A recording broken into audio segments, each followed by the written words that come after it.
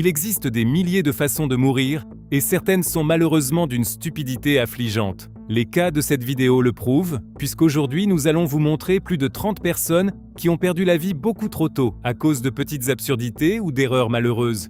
Et ce n'est pas tout, puisqu'il y a aussi quelques morts particulièrement étranges, si tragiques qu'elles ont choqué le monde entier. On commence tout de suite avec un cas qui s'est réellement produit à Boston en 2005 et qui a même été reconstitué dans une émission télé consacrée aux morts les plus stupides. À l'époque, un Américain du nom de Max Beers travaillait comme spécialiste des pets. Et oui, ce métier existe vraiment. Il était connu pour réussir, grâce à des exercices qu'il avait lui-même inventés et à une alimentation spéciale, à faire produire à son corps d'énormes quantités de gaz, puis à les relâcher bruyamment sur commande. Il transmit ce savoir à un jeune homme nommé Arnold, membre d'une fraternité universitaire, car celui-ci voulait remporter un concours de paix organisé dans sa fraternité. Pendant que Max entraînait Arnold, il décida de mettre ses capacités à l'épreuve et alluma un briquet derrière lui pour qu'Arnold puisse lâcher un pet et produire une flambée. Mais visiblement, l'entraînement avait un peu trop bien fonctionné. Lors de l'essai, la flamme devint si énorme que Max prit feu et mourut plus tard des suites de ses graves brûlures. Passons maintenant à Chanchal Lahiri, plus connu en Inde sous son nom de scène Jadugar Mandrake, un magicien très célèbre. En 2019, cet homme de 40 ans avait imaginé un tour particulièrement spectaculaire. Il demanda à plusieurs personnes de l'enchaîner avec de lourdes chaînes en acier fermées par des cadenas, puis de l'attacher aussi avec des cordes. Ensuite, Mandrake se fit descendre depuis un ferry dans le Gange. Son plan était de se libérer sous l'eau à une vitesse fulgurante, puis de refaire surface sous les applaudissements des spectateurs. Mais au lieu de cela, il disparut dans l'eau trouble. Et même après plus de 10 minutes d'attente, il ne se passa rien. Son corps ne fut finalement retrouvé qu'1 jour plus tard dans le fleuve. Le décès suivant sur notre liste est tout aussi tragique qu'évitable, parce qu'il est d'une stupidité totale. Franchement, est-ce que vous confieriez une Uzi à un enfant de 9 ans? C'est pourtant exactement ce qu'a fait, il y a quelques années, un instructeur de tir dans un stand de tir aux États-Unis. L'homme voulait montrer à une petite fille comment tirer sur des cibles avec une arme entièrement automatique. Pour cela, il lui expliqua le fonctionnement de l'arme, la manière de la tenir correctement et la posture à adopter pour tirer. Mais le recul de l'Uzi était bien trop puissant pour une enfant aussi petite. Le canon s'est relevé brutalement pendant qu'elle tirait et l'instructeur a été mortellement touché. Et même si dans cette affaire on ne peut évidemment pas accuser la petite fille, les 2 personnes suivantes de cette vidéo, qui ont elles aussi complètement sous-estimé la puissance d'une arme à feu, étaient bel et bien des adultes. Il y a 5 ans, les 2 youtubeurs américains Mona Lisa Perez et Pedro Ruiz ont imaginé un stunt particulièrement audacieux et surtout incroyablement stupide pour impressionner leurs abonnés. Pour la vidéo YouTube, Pedro tenait un livre épais contre sa poitrine et Mona Lisa devait ensuite tirer sur son propre petit ami à seulement 30 cm de distance. Tous les 2 pensaient que la balle s'arrêterait dans le livre, comme au cinéma. Mais ce ne fut pas le cas. Et c'est ainsi que la jeune femme, enceinte, tua réellement son compagnon sous les yeux de leurs amis et de leur petit enfant. Passons maintenant au cas suivant. En 2018, le missionnaire chrétien John Allen Shaw se rendit sur l'île de North Sentinel, près de l'Inde, malgré tous les avertissements et malgré l'interdiction la plus stricte qui soit. North Sentinel est totalement coupé du monde extérieur, et ses habitants sont un peuple autochtone qui rejette tout contact avec des étrangers. Plus précisément, les sentinelles avaient jusque-là attaqué et tué quiconque osait s'approcher de leur île. C'est d'ailleurs pour cette raison qu'il est strictement interdit de s'en approcher à moins de 3 km. Mais John Allen Shaw ignora tous ces avertissements, convaincu qu'il réussirait à établir un contact pacifique avec eux. Sauf qu'au moment même où il s'approcha de l'île, des flèches furent tirées sur lui. John Allen Shaw réussit à s'enfuir, mais il revint dès le lendemain, où il fut de nouveau attaqué. N'importe qui d'un peu sensé aurait sans doute renoncé à ce moment-là au plus tard. Mais John Allen Shaw tenta réellement une 3e approche de l'île, et cette fois, il fut tué. Passons maintenant à un homme qui est allé si loin dans sa quête de succès sur Internet qu'il a fini par y laisser sa vie. Il s'agit du TikToker Waffler69, de son vrai nom Taylor Smith. Taylor comptait plus d'1 700 000 abonnés sur TikTok et, jusqu'au début de cette année, il amusait surtout ses fans en engloutissant les aliments les plus improbables en quantité énorme. En soi, ce n'est pas si rare sur Internet, et des tendances comme les mukbangs sont suivies par des millions de personnes. Mais Waffler69 était allé encore plus loin. Il avalait les choses les plus malsaines qu'on puisse imaginer, comme d'immenses quantités de saucisses frites, des tours géantes de burgers, ou même un anneau XXL de céréales ultra sucrées.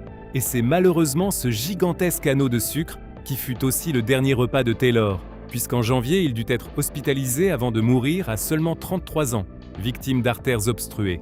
Alexander Sheshik, en Russie, le prochain homme de notre liste, mérite sans aucun doute une place d'honneur parmi les morts les plus stupides de tous les temps. Il y a quelques années, ce jeune homme originaire de la ville de Labinsk dans le sud-ouest de la Russie voulut frimer devant un ami. Il lui envoya donc un message accompagné d'une photo de lui tenant une grenade à main dont la goupille avait déjà été retirée.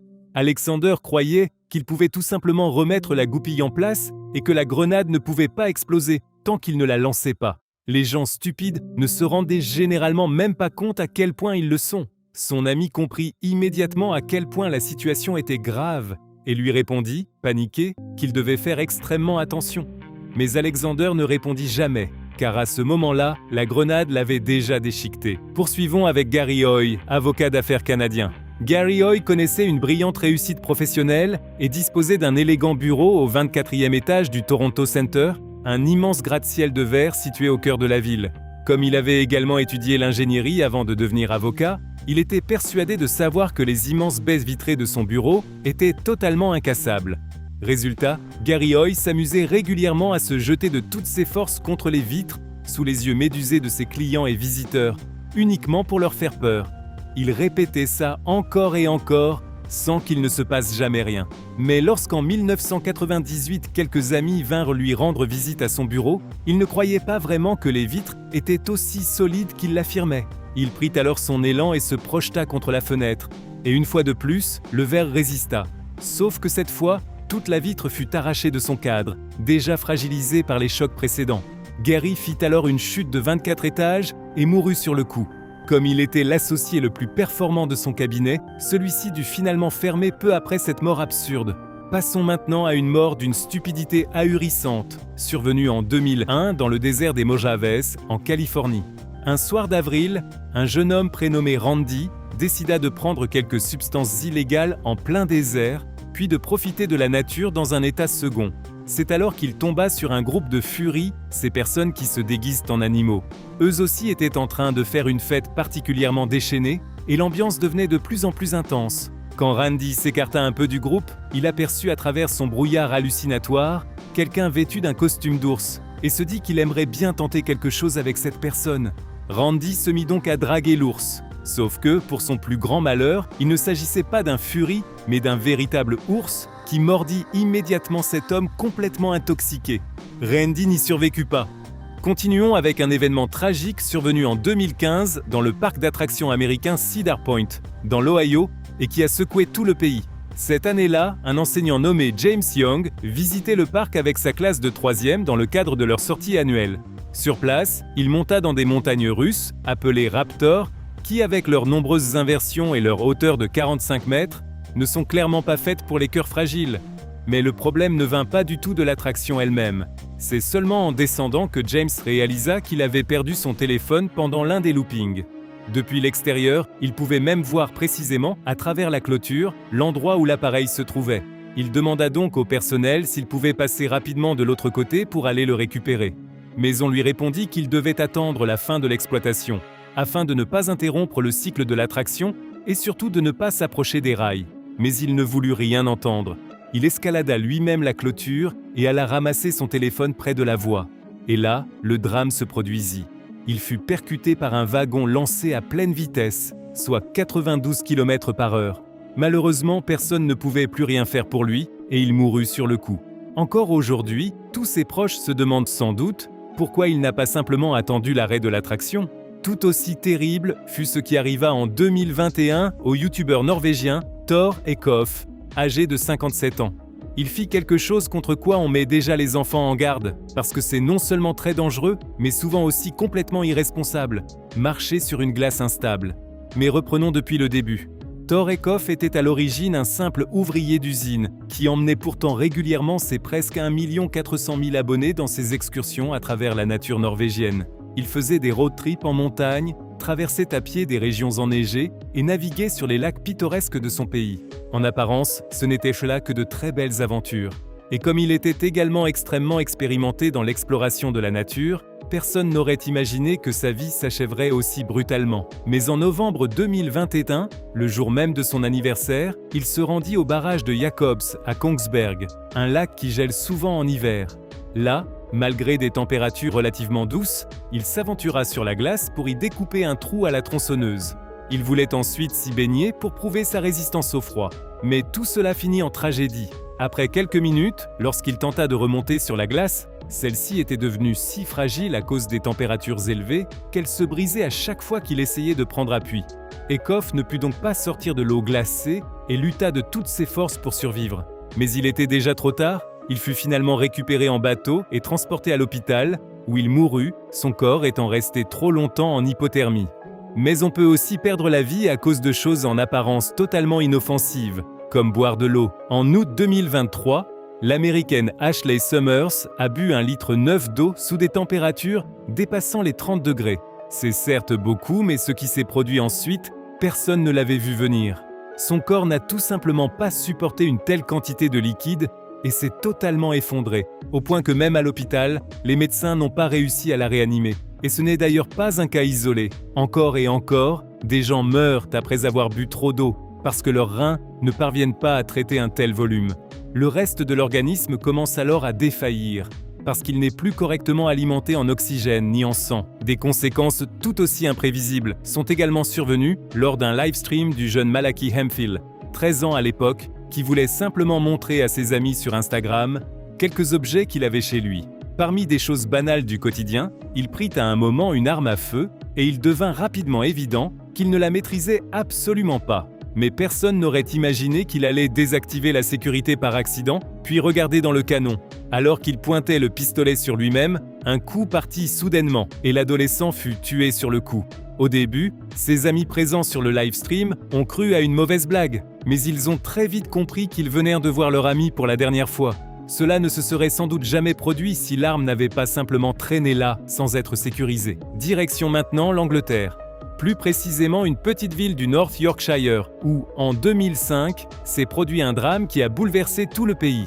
Cette année-là, un groupe d'étudiants était parti explorer plusieurs grottes des environs, comme ils le faisaient chaque année. La nouveauté, c'est que pour la première fois, ils osaient pénétrer dans ce qu'on appelle le Manchester Hole, un puits qui descend à 12 mètres sous terre et débouche sur un système de grottes calcaires spectaculaire. Depuis cette cavité partent d'innombrables galeries extrêmement étroites dans toutes les directions, et il faut déjà énormément forcer pour se faufiler à travers les passages boueux et resserrés. Mais cela n'a pas empêché les étudiants de continuer à s'enfoncer toujours plus profondément. À un moment, ils durent même ramper pour atteindre une certaine chambre souterraine. Et c'est précisément ce qui allait devenir fatal à l'un d'entre eux, un garçon nommé Joe Lister. Pendant que les garçons se trouvaient sous terre, il commença à pleuvoir dehors, ce qui provoqua un remplissage progressif des cavités par l'eau. À un moment, une véritable crue se déclencha, et les étudiants durent essayer de ressortir de la grotte comme ils le pouvaient. Dans une fuite paniquée contre la montre, ils nagèrent à travers les passages désormais inondés, avant de réussir enfin à regagner l'air libre. Mais Joe Lister, lui, n'eut pas cette chance. Il resta coincé dans l'un des conduits et se noya. Une sortie de ce genre n'aurait sans doute jamais dû avoir lieu. Quoi qu'il en soit, elle a marqué la fin tragique d'un garçon tout à fait ordinaire. Une autre personne qui n'était manifestement pas capable d'évaluer correctement le danger s'appelait Austin Howell. C'était un grimpeur qui, au fil des années, avait enchaîné des ascensions à couper le souffle en montagne et en avait publié les vidéos en ligne. Dans le milieu de l'escalade, il s'était fait remarquer à plusieurs reprises par des exploits extrêmes, notamment en 2017, lorsqu'il avait gravi une paroi rocheuse de 100 mètres en Caroline du Nord, entièrement nu. Ses fans avaient vite compris qu'il ne ressemblait pas aux autres grimpeurs. En 2018, Howell révéla notamment qu'on lui avait diagnostiqué un trouble bipolaire, qui le plongeait régulièrement dans des phases dépressives et maniaques. C'est également à cette époque qu'il commença à grimper sans corde ni aucune protection, ce qui augmentait évidemment de façon considérable le risque de chute, même s'il était réellement un grimpeur exceptionnel et qu'il préparait ses itinéraires avec énormément de soin. Même après être déjà tombé de 10 mètres dans une salle d'escalade, alors qu'il aurait vraiment dû s'arrêter, il partit en 2019 vers le tristement célèbre Short of Mountain en Caroline du Nord, une montagne que beaucoup considéraient comme totalement folle à escalader sans corde. Son meilleur ami comme son père ont essayé de l'en empêcher, Mais c'est justement lors de cette sortie qu'il fit une chute sans protection de 25 mètres de haut. Ce fut la fin tragique d'un grimpeur libre au talent exceptionnel. Nous arrivons maintenant à un cas tragique qui montre à quel point certaines croyances ésotériques extrêmes peuvent devenir dangereuses. Nous parlons d'un jeune Allemand nommé Finn Bogumil. Alors qu'il était encore jeune adulte, Finn Bogumil s'était fortement plongé dans des idées ésotériques et avait fini par devenir adepte du concept de l'inédit, aussi appelé alimentation par la lumière. L'idée derrière ce concept est qu'un être humain pourrait soi-disant renoncer totalement à la nourriture et à l'eau. À la place, le corps serait censé tirer son énergie uniquement de sources subtiles comme la lumière du soleil et l'air. Les bienfaits supposés seraient une énergie spirituelle plus grande et une pureté accrue. Même s'il n'existe absolument aucune preuve médicale ni biologique à l'appui de cette théorie, Finn y croyait si fort qu'en 2019, il se rendit dans la jungle des Caraïbes pour y jeûner de manière si radicale qu'il deviendrait ce qu'on appelle un mangeur de lumière. Autrement dit, une personne capable de vivre sans nourriture ni boisson. Mais pendant ce jeûne, le pire s'est produit. Après plusieurs semaines sans nouvelles, Finn fut retrouvé sans vie dans un petit campement de la forêt tropicale. Il s'était littéralement laissé mourir de déshydratation à force de jeûner. Qu'il repose en paix et que sa mort serve d'exemple sur l'importance de remettre en question, de manière critique, les milieux ésotériques et les autres dérives sectaires. Passons maintenant à l'histoire tragique de Pedro Aguayo Ramirez. Né en 1979, fils du célèbre catcheur mexicain Pedro Aguayo Damián, le petit Pedro rêvait depuis l'enfance de suivre les traces de son père. Pour cela, il s'entraîna dur et dès l'âge de 15 ans, il montait déjà régulièrement sur le ring. Grâce à ses performances remarquables, il fut même élu meilleure révélation de l'année. Il s'était toujours entraîné avec son père, avec qui il se produisit plus tard également dans des spectacles de catch. Mais Pedro Junior, qui combattait sous le nom de Ring Perito, ne vivait absolument pas dans l'ombre de son père, car en 2015, à 35 ans, il était devenu un véritable professionnel, engagé presque tous les jours depuis déjà 20 ans pour des shows. Sa carrière florissante aurait pu se poursuivre encore longtemps. Mais le destin en décida autrement, car le 20 mars 2015, Pedro allait monter sur le ring pour la dernière fois. Lors de l'événement Crash Lucha Libre à Tijuana, il affrontait Rey Mysterio aux côtés de Manic. Pendant le match, Mysterio porta notamment un dropkick à Pedro, un geste normalement assez classique, mais cette fois, Pedro fut touché à la tête. Ensuite, Mysterio se prépara pour sa prise de finition, que Pedro devait esquiver selon la chorégraphie. Sauf que Pedro, projeté dans les cordes après le coup de pied, y resta suspendu sans bouger. À ce moment-là, tout le monde pensa encore qu'il n'avait été brièvement assommé. C'est pourquoi un promoteur au bord du ring essaya de le réveiller, sans succès. Le combat entre Mysterio et Manic continua encore environ 1 minute avant que les personnes présentes ne comprennent qu'il se passait quelque chose de très grave, et le show fut immédiatement interrompu. Après que les secours sur place eurent tenté en vain de réanimer Pedro, il fut transporté d'urgence à l'hôpital le plus proche. Mais à leur arrivée, les médecins ne purent que constater son décès. Une autopsie révéla plus tard qu'il avait subi un arrêt cardiaque à la suite d'un traumatisme de la colonne vertébrale. Cela signifie que, même si les médecins avaient réagi encore plus vite, Pedro n'aurait pas pu survivre à une blessure aussi grave. Continuons avec le cas de la directrice de la photographie Halyna Hutchins, qui a déclenché en 2021 une immense tempête médiatique dans le monde entier. Mais que s'était-il passé ? Pendant le tournage du western Rust, l'acteur principal Alec Baldwin devait tirer avec une arme ancienne sur le plateau. Mais au lieu des habituelles cartouches sablants, une vraie balle se trouvait dans le revolver. Le projectile effleura le bras du réalisateur Joel Souza avant d'atteindre Halyna Hutchins en pleine poitrine. Après avoir vacillé sur quelques pas, Hutchins déclara « Ce n'est pas bon, vraiment pas bon ». Et tout était déjà en train de basculer. Bien qu'elle ait été évacuée aussi vite que possible en hélicoptère depuis le lieu du tournage à Santa Fe vers un hôpital d'Albuquerque, elle mourut le jour même. Hutchins, originaire d'Ukraine, laissa derrière elle un fils de 9 ans et son mari. En plus de cela, le tournage fut d'abord suspendu pour une durée indéterminée, notamment parce qu'en parallèle de l'enquête policière, de nombreuses procédures judiciaires furent engagées. Le veuf de Hutchins poursuivit Baldwin, qui était également producteur du film. Baldwin, de son côté, poursuivit l'armurière, un assistant réalisateur, un accessoiriste et le fournisseur d'armes responsable. L'armurière attaqua elle aussi un assistant accessoiriste, qu'elle accusait d'avoir remis la mauvaise munition. Entre-temps, au moins Baldwin et le mari de Hutchins ont trouvé un accord à l'amiable, et presque toutes les autres poursuites ont également été abandonnées. Malgré cela, les responsabilités n'ont toujours pas été totalement éclaircies à ce jour. Le tournage de Rust a d'ailleurs repris au début de cette année avec une nouvelle directrice de la photographie. Alina Hutchins doit néanmoins apparaître au générique final en tant que directrice de la photographie, afin que d'éventuelles récompenses pour son travail puissent aussi lui être attribuées à titre posthume. Mais pour sa famille, ce n'est certainement qu'une très maigre consolation. Passons ensuite à l'affaire dramatique et mondialement connue de la dresseuse d'orques Dawn Brancheau. Mais avant de revenir sur ce terrible jour où Dawn a perdu la vie, jetons d'abord un dernier coup d'œil à son parcours. Car tout comme le catcheur Perrault, Dawn savait déjà dans son enfance qu'elle voulait un jour travailler comme soigneuse animalière, à l'image de sa mère.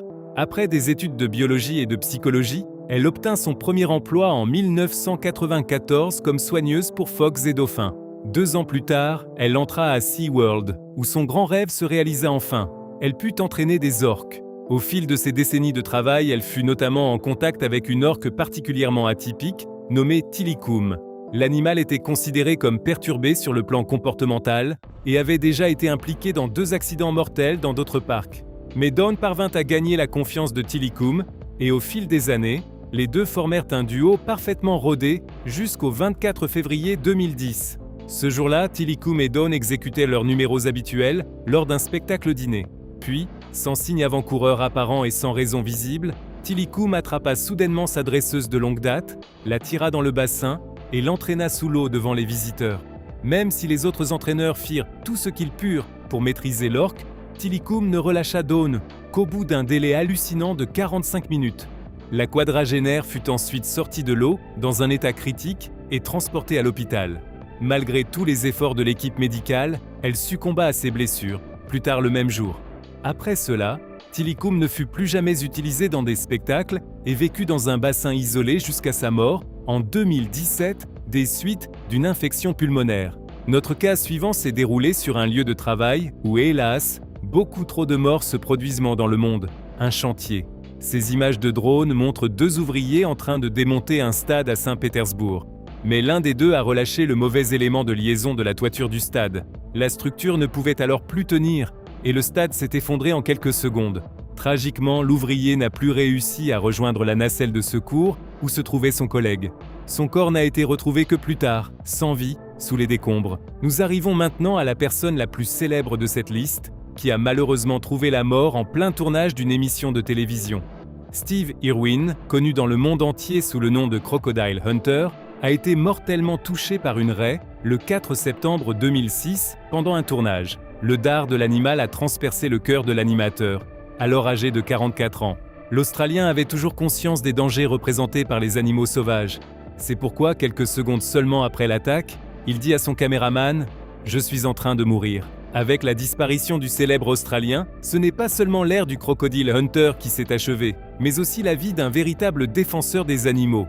Irwin, qui possédait déjà un python adulte comme animal de compagnie à l'âge de 6 ans, a consacré toute son existence à la protection des espèces menacées. Le succès mondial et la célébrité comptaient finalement bien peu pour lui, car sa priorité absolue était toujours la défense des animaux. Avec son épouse, il a par exemple repris le zoo de son père et l'a transformé en centre d'élevage pour espèces menacées. Il a aussi participé à la recherche de nouvelles espèces animales et a notamment permis d'identifier une espèce de tortue jusque-là inconnue, qui a ensuite été baptisée en son honneur. Bien que sa famille ait reçu la proposition d'organiser des funérailles nationales, elle l'a refusée, estimant que cela n'aurait pas correspondu à sa personnalité, eux qui le décrivaient comme quelqu'un de simple et profondément terre-à-terre. Il a finalement été enterré dans l'enceinte de son propre zoo, mais seuls les membres les plus proches de sa famille savent exactement où se trouve sa tombe. Les images tournées lors du tragique accident ont elles aussi été détruites à la demande de la famille.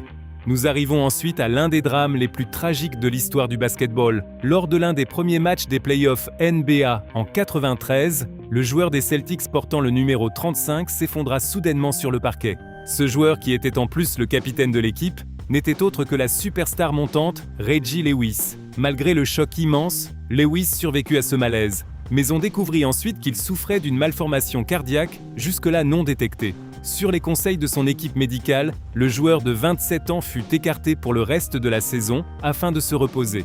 D'autant plus surprenant fut donc le fait qu'en juillet 1993, seulement 2 mois après ce quasi-arrêt fatal, il reprit l'entraînement. Le 27 juillet 1993, au cours de l'une de ses séances, Lewis s'entraînait à ses fameux tirs en suspension lorsqu'il s'écroula une nouvelle fois. Cette fois, les médecins ne purent plus le sauver et le joueur professionnel mourut plus tard dans la journée. À l'époque, l'affaire avait relancé un grand débat sur la pression de la performance et la santé dans le sport de haut niveau. Un sujet qui, malheureusement, reste encore trop souvent sous-estimé aujourd'hui. Passons maintenant à l'homme qui fut probablement, au XXe siècle, le magicien le plus célèbre de la télévision britannique. Tommy Cooper faisait rire des millions de téléspectateurs avec ses tours maladroits et son humour de scène. Il était si populaire qu'il avait même obtenu sa propre émission. Mais Cooper fumait énormément et avait aussi un sérieux penchant pour l'alcool fort. C'est d'ailleurs pour cette raison qu'il fut victime d'une crise cardiaque en plein spectacle en 1977 à laquelle il survécut. Mais tout comme Lewis avant lui, il n'écouta pas les signaux de son corps et sa consommation de substances s'aggrava encore dans les années qui suivirent. Sa série fut annulée en 1980 et dès lors, Cooper ne fit plus que des apparitions ponctuelles. Lors de l'une d'elles, le 15 août 84, alors qu'il se tenait sur scène en train de préparer un numéro, tout s'est joué comme cela devait se jouer. Il fut victime d'une crise cardiaque et s'effondra. Au début, le public crut même que cela faisait partie du spectacle, mais ce fut la dernière représentation du magicien. Continuons avec un accident du travail réellement tragique survenu en 2016 en Chine. Il s'agit d'une ouvrière d'usine de 51 ans nommée Chang, qui travaillait dans une fabrique textile de la ville chinoise de Taïwan. Un jour, 2 collègues de Chang décidèrent de tenter quelque chose de risqué. Ils chargèrent un chariot élévateur avec un total de 4 tonnes de fines plaques métalliques, alors qu'ils savaient parfaitement que la charge maximale autorisée du véhicule n'était que de 3,5 tonnes. Pour compenser, l'un des ouvriers monta même à l'arrière du chariot. Mais bien sûr, son poids ne suffisait absolument pas, et le chariot bascula très vite vers l'avant. Chang accourut aussitôt et se jeta de tout son poids contre l'engin, mais ce fut une erreur fatale. Le chariot continua malgré tout à basculer. Chang glissa, tomba dessous, puis dans le même instant, les plaques métalliques dérapèrent du chariot, provoquant son retour brutal vers le sol qui l'écrasa. Ses collègues tentèrent encore de la dégager, sans succès. Chang était morte en 15 secondes, une mort tragique qui aurait pu être évitée si ses collègues avaient respecté la charge limite du chariot et si Chang n'avait pas essayé d'intervenir de manière aussi imprudente. Qu'elle repose en paix. Nous arrivons maintenant à un cas tragique qui montre que ce n'est pas seulement le travail lui-même qui peut être mortel, mais aussi le trajet pour s'y rendre. Samuel Charles Wesburn était un commercial brillant chez CB Insights, une entreprise technologique de New York. Le 22 août 2019, Sam se rendait au bureau comme tous les matins. Pour cela, il prit l'ascenseur depuis son appartement de location situé au 22e étage du Manhattan Promenade Building, une résidence de luxe jusqu'au rez-de-chaussée. Mais là, quelque chose d'horrible se produisit.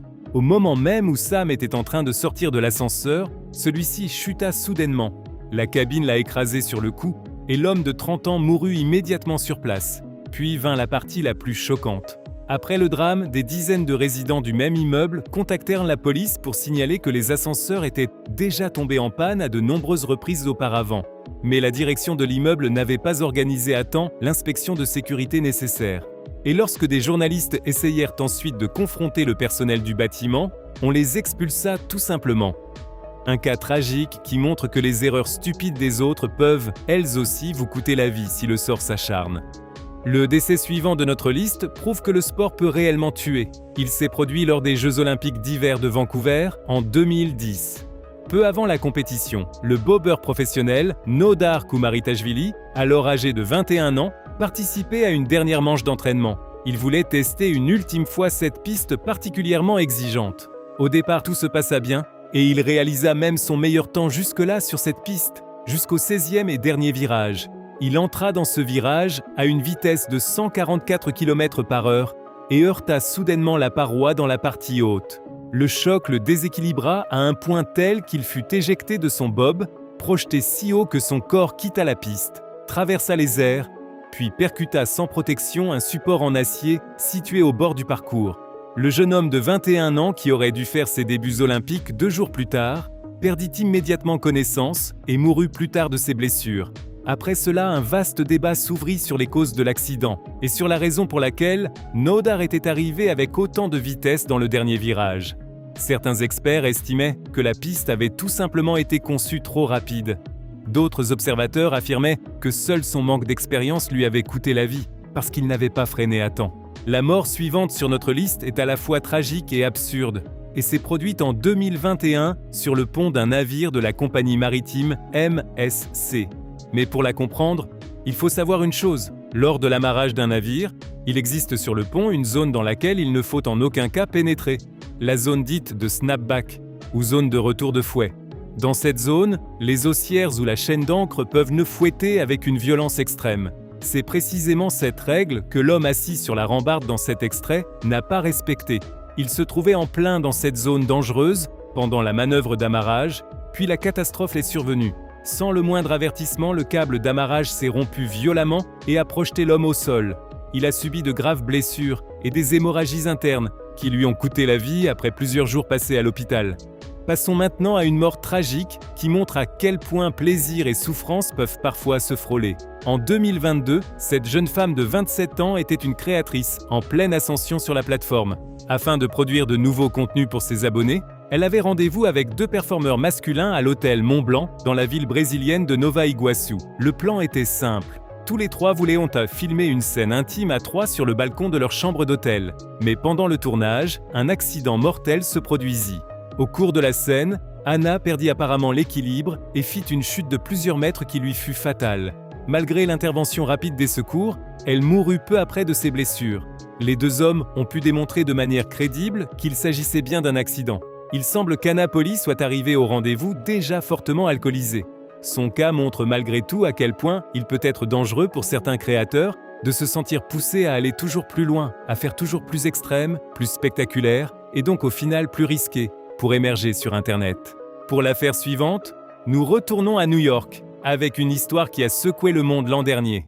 Le 4 décembre 2024, Brian Thompson, le très actif PDG de United Healthcare, l'un des plus grands groupes d'assurance santé des États-Unis, se rendait à une conférence d'investisseurs organisée par son entreprise. Mais il n'y arriverait jamais. En pleine rue, le dirigeant millionnaire fut abattu par un agresseur masqué armé d'un pistolet 9 mm, muni d'un silencieux. L'enquête pour retrouver l'auteur des faits, le jeune étudiant de 26 ans, Luigi Mangione, s'est ensuite appuyée sur d'innombrables images de vidéosurveillance dans toute la ville de New York. 5 jours plus tard, il fut arrêté dans un McDonald's en Pennsylvanie.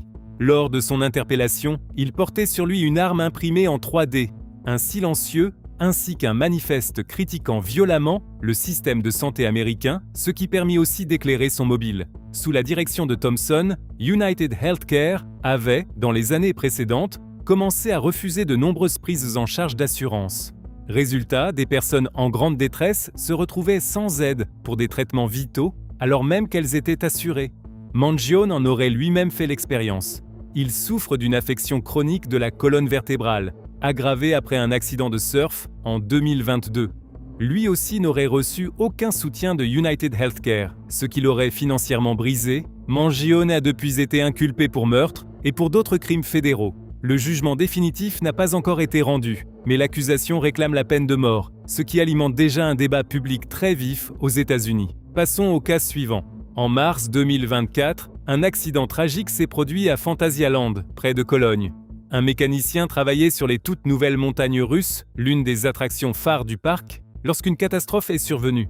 Un train de l'attraction a percuté l'homme à pleine vitesse. Malheureusement, l'accident lui a coûté la vie. D'après les informations disponibles, le signal sonore de départ, censé avertir de l'arrivée d'un train, ne s'était pas déclenché, ce qui n'a laissé à l'employé aucune chance de se mettre à l'abri. Nous arrivons maintenant à un lieu de travail où l'on pourrait croire qu'il est presque impossible de mourir, le supermarché.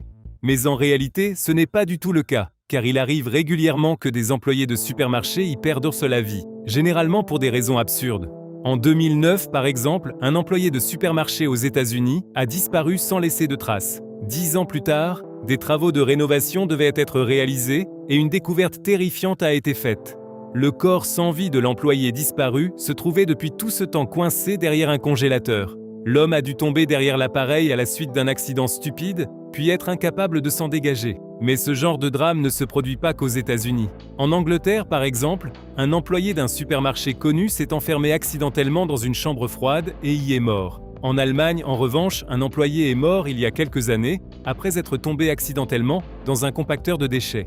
Passons maintenant à une mort particulièrement choquante, parce qu'elle montre à quel point la joie la plus pure peut basculer en une souffrance indicible en un instant.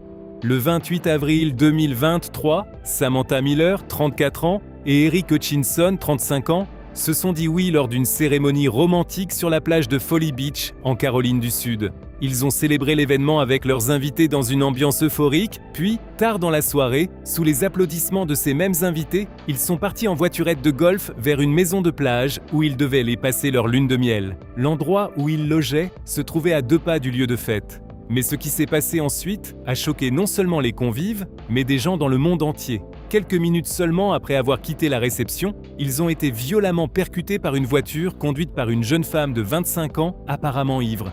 Elle traversait une zone de circulation à plus de 100 km/h, alors que la vitesse autorisée y était de 40 seulement. La mariée, Samantha, a été tuée dans l'accident, encore vêtue de sa robe de mariée. Son mari Eric, ainsi que les 2 autres occupants de la voiturette, ont été grièvement blessés et transportés à l'hôpital. Ce fut la fin tragique d'une journée qui devait être la plus belle de leur vie. Continuons avec l'une des morts les plus étranges de toutes, dont l'histoire est si bizarre qu'elle s'est répandue dans le monde entier. Il s'agit de l'Américain Mike Hughes, victime d'une idée aussi dangereuse qu'absurde. Mike Hughes était un convaincu de la Terre plate. Autrement dit, il ne croyait pas que la Terre soit une sphère, mais était persuadé qu'elle devait être un disque plat. Pendant des années, il a réfléchi à la manière dont il pourrait prouver sa théorie délirante, avant de finir par choisir une mesure extrême. Il construisit sa propre fusée, censée le propulser à plusieurs milliers de mètres dans le ciel. Une fois là-haut, Hughes voulait réunir des preuves, montrant que la Terre est réellement plate. Le 22 février 2020, le moment était venu. Après des années de bricolage, Hughes installa sa fusée dans le désert des Mojaves, en Californie, et la lança. Mais le choc arriva presque immédiatement. Peu après le décollage, le parachute se détacha beaucoup trop tôt de la fusée, alors qu'il était censé la ramener au sol en toute sécurité. La fusée de Hughes monta à plusieurs centaines de mètres de hauteur, puis retomba tout droit sur le désert, sans aucun freinage. Il mourut ce jour-là sans avoir jamais réussi à démontrer sa théorie. Continuons avec l'une des morts les plus extraordinaires de l'histoire, qui reste encore aujourd'hui aussi fascinante que glaçante, car le moine bouddhiste Shinokai Shonin est réellement mort par automomification. D'abord, il vécut pendant 1000 jours uniquement de noix, de graines et de racines. À cela s'ajoutaient des heures de méditation quotidienne.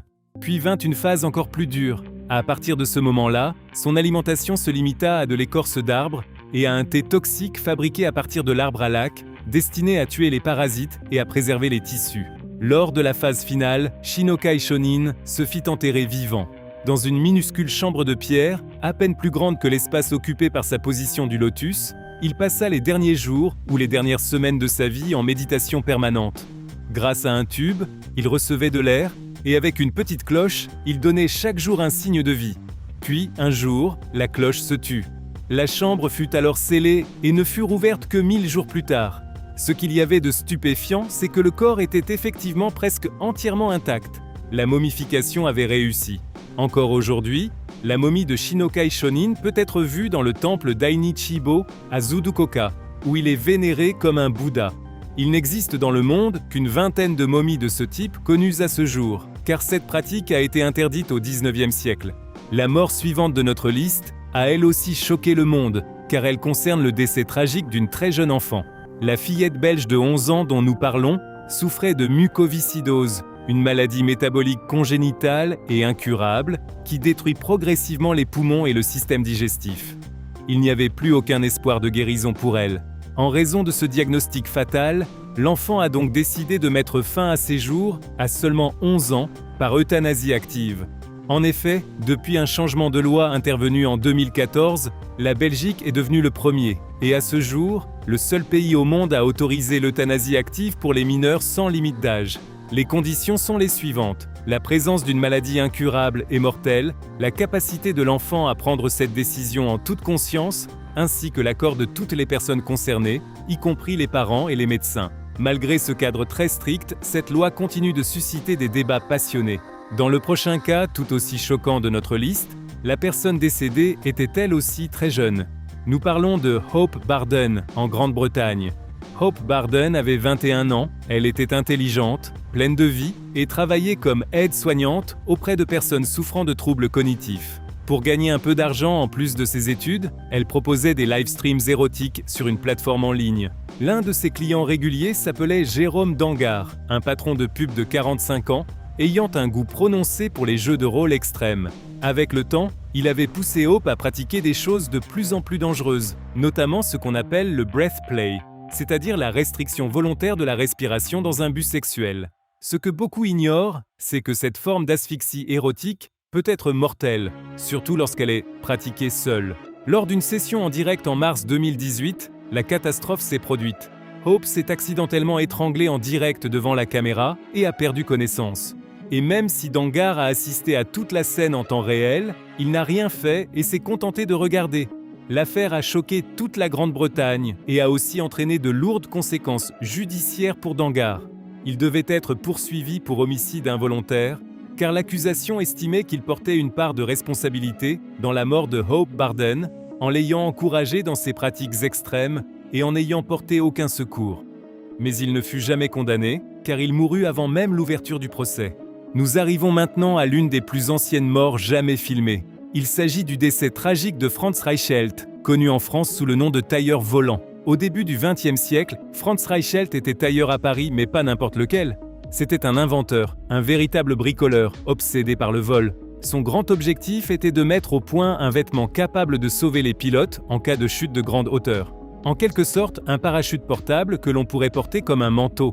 Il appelait son invention le manteau-parachute, un mélange de manteau et de voile, censé se déployer pendant la chute. Le problème, c'est que tous ces essais réalisés avec des mannequins avaient échoué. Malgré cela, Reichelt restait convaincu que s'il sautait d'une hauteur suffisante, cela fonctionnerait. C'est ainsi qu'en 1912, il s'inscrivit à un saut d'essai officiel, et pas n'importe où, depuis le premier étage de la Tour Eiffel. Le 4 février 1912, vêtu de son étrange manteau parachute gonflé, il passa par-dessus la balustrade de la plateforme et sauta de 57 mètres en prononçant les mots « à bientôt ». Mais son manteau parachute échoua une nouvelle fois. Quelques secondes plus tard, Reichelt s'écrasa violemment sur le sol gelé et mourut sur le coup. Nous espérons que toutes les personnes évoquées dans cette vidéo reposent en paix. Et autrement, dites-nous dans les commentaires quelle mort vous a le plus choqué.